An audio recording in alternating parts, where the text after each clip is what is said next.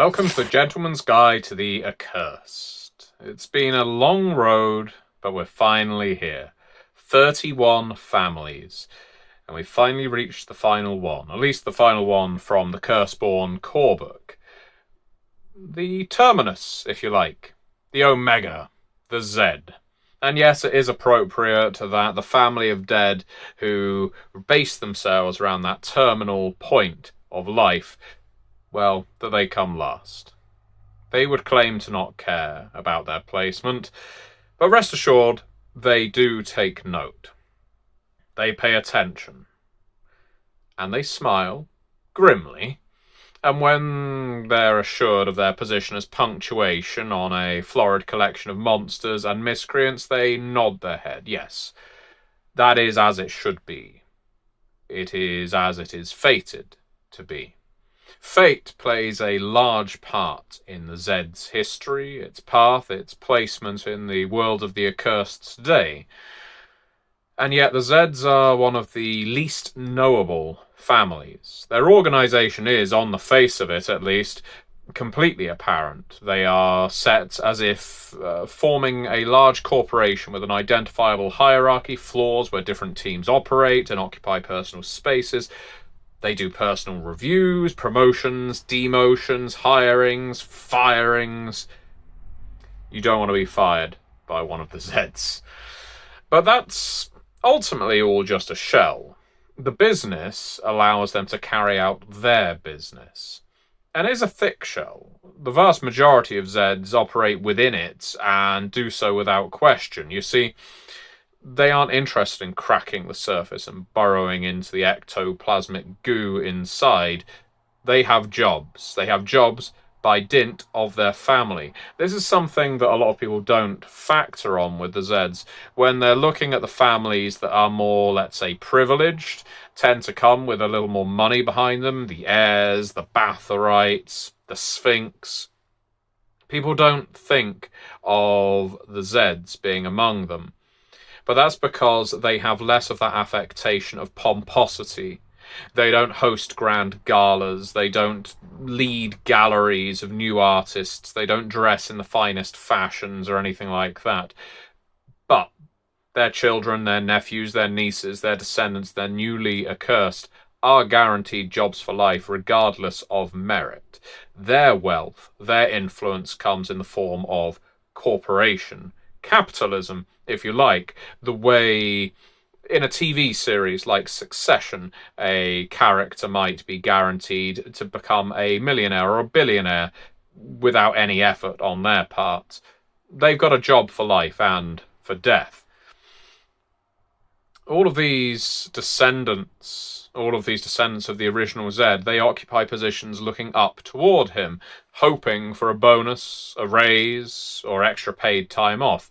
In that regard, it isn't too different from working anywhere else, except, of course, the CEO of the family is the founder of a family focused on doom, on ends, on finality. The Zeds have been around for a long, long time, just as all dead families have been around for a long, long time. But they, I guess, formed around that idea of the world ending.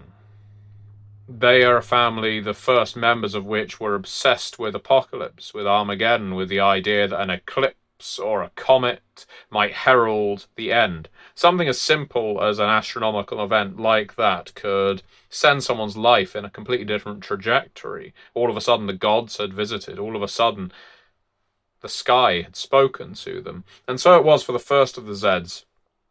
He was a man transfixed by these apocalyptic omens, and was instructed personally by Zeus, if you can believe it, to study the stars, their relation to the gods, and identify what that meant for the fragile people living on Earth.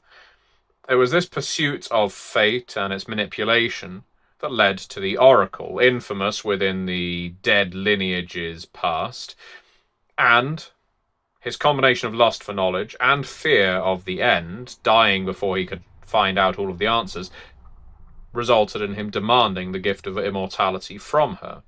He promised, during her suffering, to end it all if she would give it to him. And his fellow elites what they wanted. Well, to his credit, at least according to the Zeds, he did deliver on that. Once she had yielded everything, he was the one who ended her life. Now, this is very much dependent on your perspective, but that's the story in the company literature, you could say.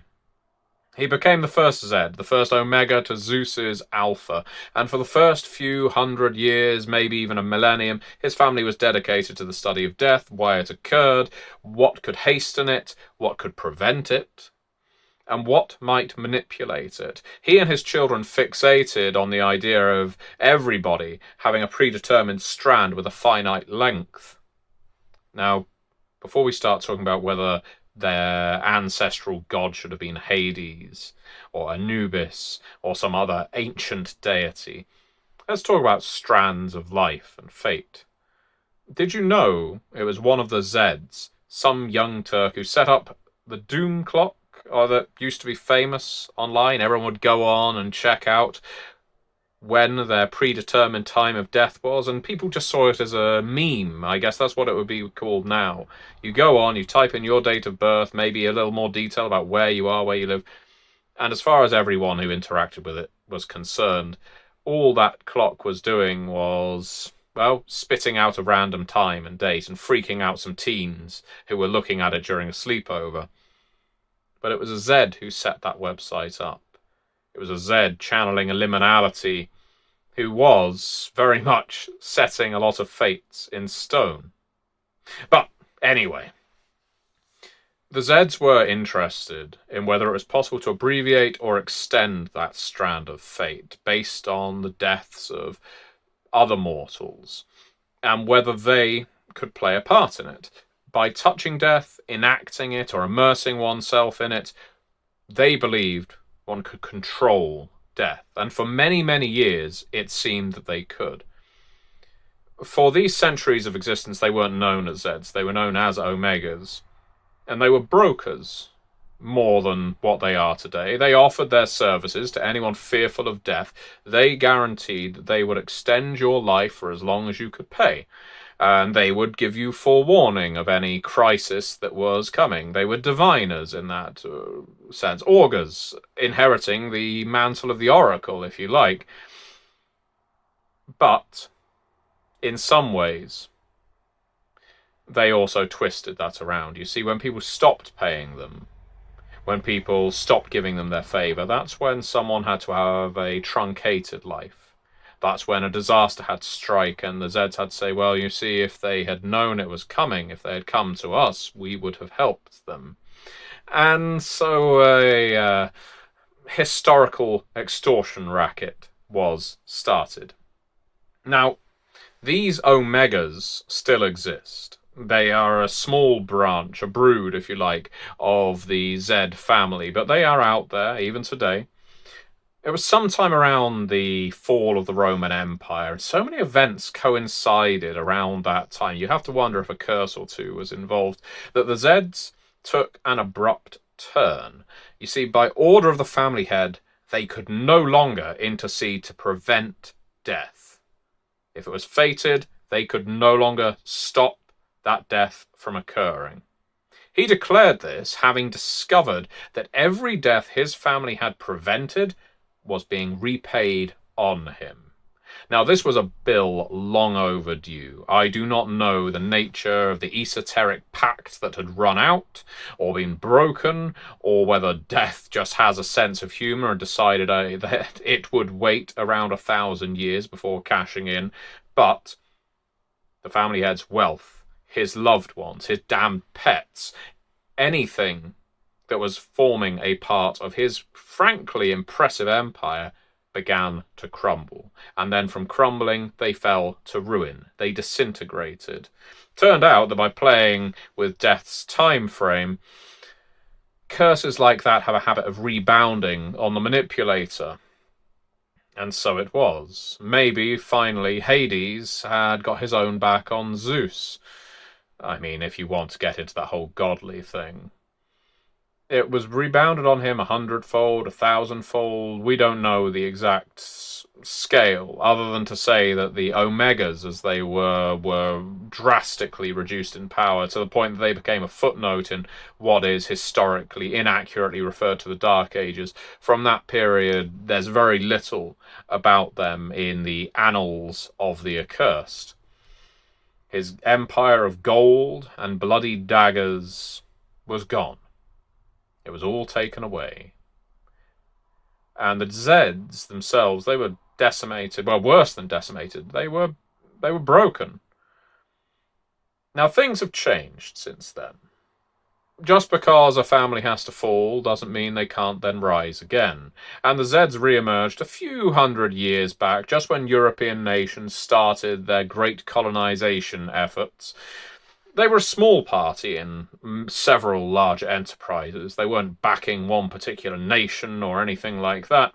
They were dedicated to following all of humanity's spread of suffering, enslavement, plague, and murder. But this time, they were ensuring that death got its due. They were there, ostensibly, to end lives that had lingered too long. But in reality, they were there to explore and destroy all the outposts, fallen towns, and palaces that the Zeds once held within their regime, their great empire of death. They wanted death itself to know, whether that be Hades, whether that be Anubis, whether that be, well, Zeus, who guided them on this path in the first place. They were never going to return to their positions of political influence. That wasn't their interest anymore. They weren't going to try to stop death's will. They didn't want opulent grandeur. They weren't interested in wealth. And fate manipulation, far from their sphere of interest now. Now they were death's servants. They were death's reapers. This leads us to today, and Zed or Zed if you prefer, the incorporated business you can find in most major cities in a hell of a lot of nations around the world. When new Zed is damned, they are brought in on a low rung and sign up to 3 core principles. 1, death is a friend to be welcomed. 2, death should never be accompanied by joy nor by suffering. And 3, death has stayed its hand for you, so you might enact its will.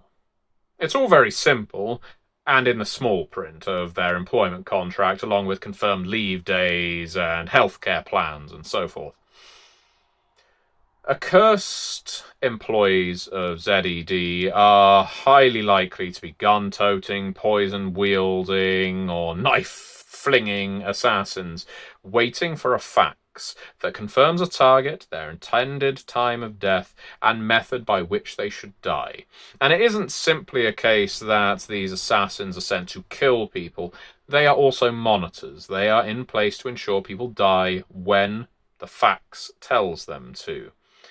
And if they don't die in that way, or at that time, that's when the Zed has to speed up the process and try and bring their fate in line with what is on their document. Now, nobody knows who's sending these faxes. Could be sent all the way from the underworld. One employee, one Zed, I would say famous, but now something of a stain on the family reputation, made the mistake when working after hours one night to try and send a fax back to the number from which it came. I guess trying to strike up some kind of rapport, maybe an arrangement. Well, this was witnessed, and they couldn't stop her before she did it. And what occurred, what happened to her, was one of the most gruesome. And the Zeds like to consider themselves beyond passion. They like to consider themselves beyond the urges that strike every single one of the dead. But they were horrified to see what became of her when that fax went through. When the dial had finished, it was, well beyond their expectation of what death might do to someone precocious enough to reach in and try and touch the underworld again. Anyhow, So don't go sending faxes to that number if you can help it. No. And anyway, not all Zeds are killers, of course, as the business needs administrators, managers, and analysts, along with what ZED calls the sales force. Those are our assassins. Non-accursed who work for the company just believe it's an insurance organisation. One that routinely recommends policies on people just before their departure, coincidentally, though no regulatory body has ever been able to trace the mortality rate of clients of ZED and the cash-ins that follow. Yes, it's technically bad practice for an insurance company to offer policies on people who die immediately thereafter. But maybe this is all part of the payback, and maybe death is still getting its due in gold, shall we say. Zeds occupy an unusual place in accursed society. Most of the damned know what Zeds are about, and those who are fearful of death naturally give them a wide berth. But this is a mistake. You see, be warned. Pointedly avoiding a Zed is a very good way of getting that Zed's attention, and certain questions will be asked, such as, why is that accursed avoiding me?